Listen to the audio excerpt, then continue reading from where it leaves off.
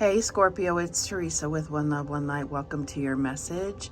We're going to look at how the eclipses are going to affect you. We are coming into eclipse season with that first solar eclipse in Scorpio. So I feel like this eclipse is mostly going to deal with letting go of intense feelings that are unfounded. It's also going to deal with boundaries. So if you are dealing with jealousy or obsession or anything that has you overthinking things or reading too far into things, like I feel like this is the type of thing that's going to be let go of or need to be let go of. I also feel like setting up boundaries is going to be crucial as far as who you're letting in and who you're not, and boundaries as to where do you draw the line when you are offended, when you are feeling challenged. It's like, where do you have these boundaries up?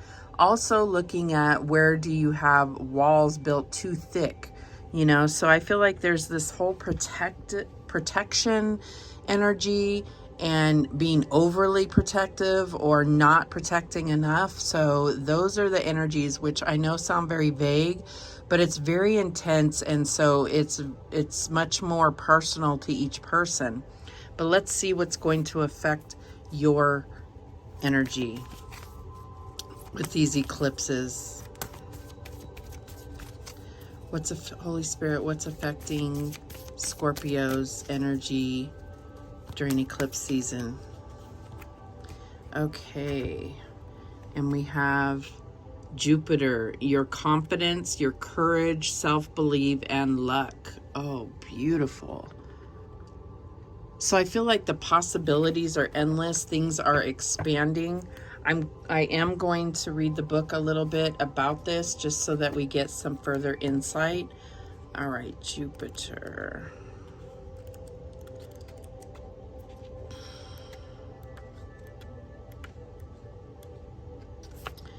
Okay, so if you have drawn the Jupiter card, then the current universal energy is focused on your confidence, courage, sense of self-belief, and potency.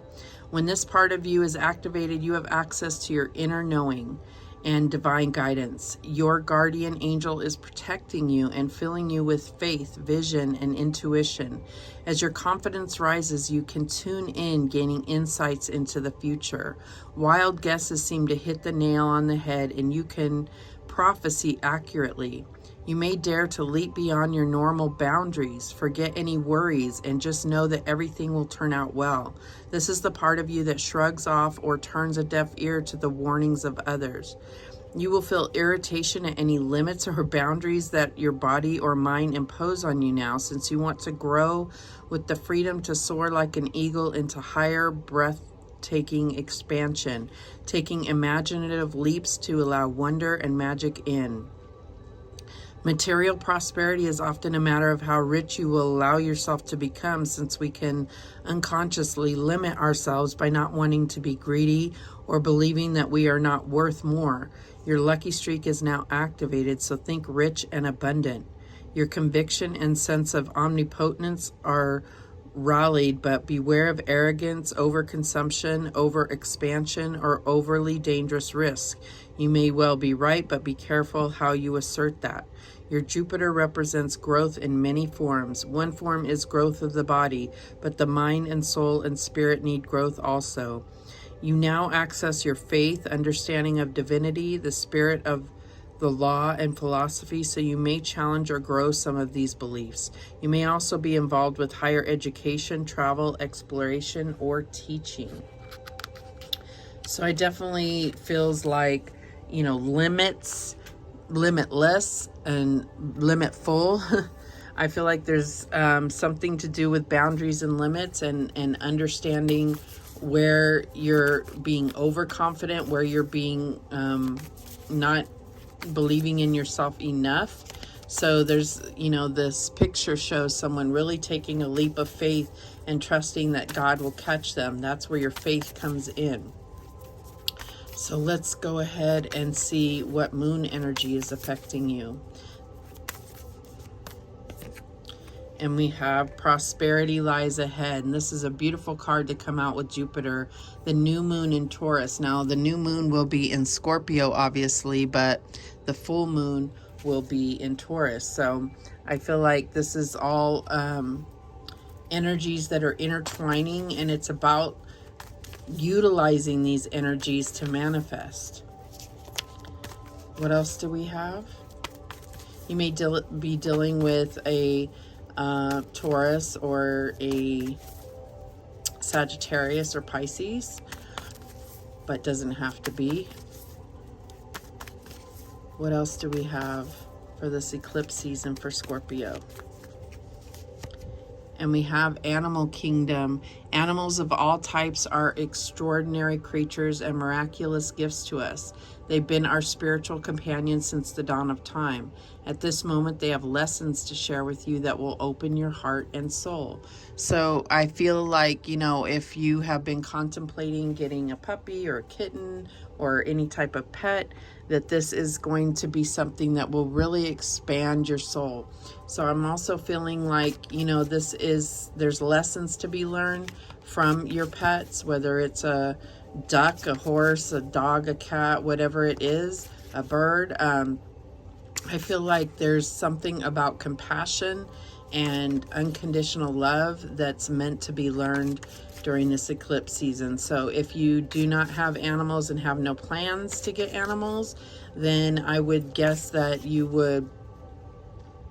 would be calling on the energy of your spirit animal, whatever you have identified that as, or you may be seeing signs and synchronicities having to do with animals, a certain bird, or, you know, a certain, like a butterfly or whatever it is you may see multiple times. Just be mindful of what you're thinking or where you're going or what you are contemplating at the time that you see these signs, these different animals. All right, let's see how this is playing out. We're going to do past, present, and future. So what's the past energy for Scorpio? Okay, and we have the Eight of Pentacles. So I do feel like you've been very focused on work, on perfecting something, and I feel like you're about to see the payoff here. So this is the past energy. So what's the present energy here? And we have the Knight of Swords. So I feel like this is something you're very much going after. This is about seeking the truth or fighting for the truth, something that you feel very confident in the truth of the matter. I feel like this can be, you know, starting drama, but we will clarify. What is the outcome here? What does the future hold? And we have the Queen of Cups here. So I feel like this is you. This is you really coming into your power and being connected to your intuition, to your emotions. And I feel like there's discernment coming in through your intuition, through your emotions here. This is all about being focused on nurturing yourself and nurturing others. All right, so let's clarify. Why is this Eight of Pentacles here? And we have the Hermit. So I feel like since Virgo season, you have been hard at work, and I feel like this is letting you know that there's more to life than that, but there is something to learn about yourself through your work, through what you are working on, through where your talents and skills seem to shine. This is something that you need to learn about yourself. It's almost like it's going to carry you towards your life purpose. I feel like this Hermit is also messages or guidance that's coming from your higher self, your future self. Show me what this Knight of Swords is about. And we have the Three of Wands. So it's definitely life purpose to me. I feel like this is you standing in your truth and going after what's going to bring you passion. This is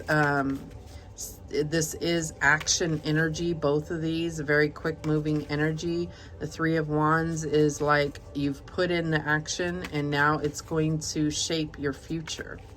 All right, so what is this Queen of Cups about? And we have the Queen of Wands. So this is being very mindful with this Knight of Swords. Be mindful of what you focus on, because that's what you're going to attract. But I feel like there's definitely divine feminine energy coming through here. You are a magnet for what you desire. You're going to align with that. And it's being very focused on what you want in your future is what you're going to align with. So being mindful of that. At the bottom of the deck, we have the Moon card. So this is very synchronistic to what this reading's all about, with the new moon in Scorpio coming. I feel like this is focused on what are your fears, what are your dreams, what are the illusions in your life, and what are the shadows. So this is where your focus is going to be. All right, so let's go ahead and get some guidance. We're going to use the Lenormand, and I'll just get a few cards to see what guidance Spirit wants for you. What guidance do you have for Scorpio? Okay, so this is the heart. This is matters of love. This is matters that really mean something to you. And with that Queen of Cups and Queen of Wands, I feel like this is where you're getting healing and focus on your emotional attachment to things. And so I feel like that goes hand in hand with expanding this compassion that you have and this unconditional love. It's about learning unconditional love, and pets and animals are here to teach us those types of lessons. What else do we have? And we have the Lily. So this is about elegance and aging gracefully. And so I feel like there may be someone, this one of these queens is you, and could be a mother figure with the moon here. I feel like there is definitely someone that's older and wiser that is possibly mentoring you. But I feel like this is also talking about a relationship that may have longevity and be expansive to your soul. Let's get one more. And we have the birds here. So there is a conversation that's meant to be had here.